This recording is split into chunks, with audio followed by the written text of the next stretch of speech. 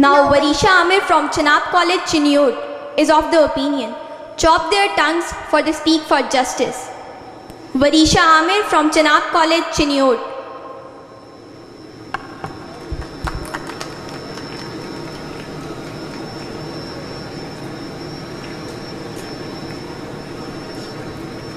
Mr. President, respected teachers and my dear fellows, the topic under discussion is chop their tongues for they speak for justice.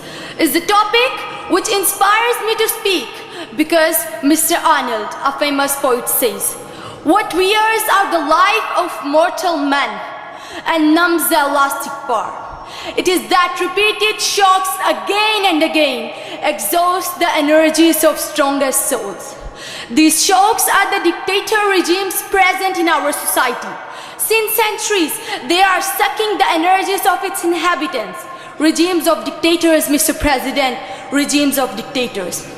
Mr. President, no doubt, Egypt, Syria, Persia, Petra, Rome and Greek splendid dynasties were ruling the world.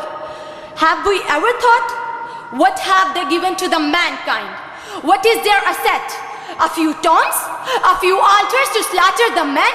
A few palaces to show their grandeur? If we compare them with Athens, a lone city, only city of the world, in those eras was claiming to have free people, we find other dynasties were splendid in riches. Their wealth was beyond reckoning and immense power, freedom was unknown for their subjects. But what happened, Mr. President? Athenian with a small army won the battle against Persian, who were huge in numbers and power. Athenians succeeded because they knew how to protect their freedom. Their tongues were not closed. Mr. President, my imagination takes me to the mighty pharaohs Namrud's dynasty. I can see great Umayyads, Abbasids, Fatimids and Isfahanis are not hidden from me.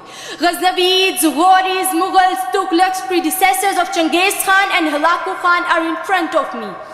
What was their instrument to make the human being slave? What was their arrangements to feed a large army? And why those armies were kept? Mr. President, they dealt with their subjects with only one principle, and that was the principle: chop their tongues for they speak for justice. Mr. President, their tools were swords, spears, arrows and daggers to cut the necks and chop the tongues. Mr. President, the man with a locked mouth is the easiest creature to govern. During dictator regimes, no one had the courage to speak for the rights of people. Historian on government payroll sing the songs of prosperity, progress, riches and peace during their rule, but the fact is totally different. Freedom of speech takes the Jesus to cross, Mansoor to death and many other persons were forced to kiss the ropes with their bleeding lips. We had paid the price of oppression with the loss of East Pakistan. Worthy President, terrorism, harassment, extremism, barbarism, intimidations are the hallmark of tyranny. Iqbal, the great poet of East, says that new education system has locked the voices of people. There is no one to announce the truth. In this modern age, the age of globalization, we find censor policies by heads of states, by institutions, by kings to prolong their regimes. Today, the sincere, bright journalists and columnists are murdered brutally when money fails to buy their loyalty. Worthy President, social injustice, legal injustice, financial injustice and gender injustice is giving a rise to a silent trouble which will bring a big disaster for community.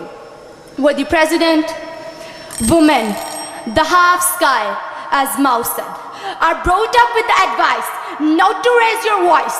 If she will speak, she will become taboo. The young children are taught to keep silent against every kind of harassment. What we are giving to our society and what we are expecting from our society. A society where you have to vote for Makhdooms, Mias, Shahs, Maliks, Chaudhry of your number-dar choice. Mr. President, we are victim at the era where persons like Trump can cross every limitations, kings can throw the bodies of their opponents from the helicopter. But the message of Hassanaki and Jamal Khashoggi is clear. Chop their tongues, for they speak for justice. Thank you. This was Varisha Amir from Chenab College, Chenab.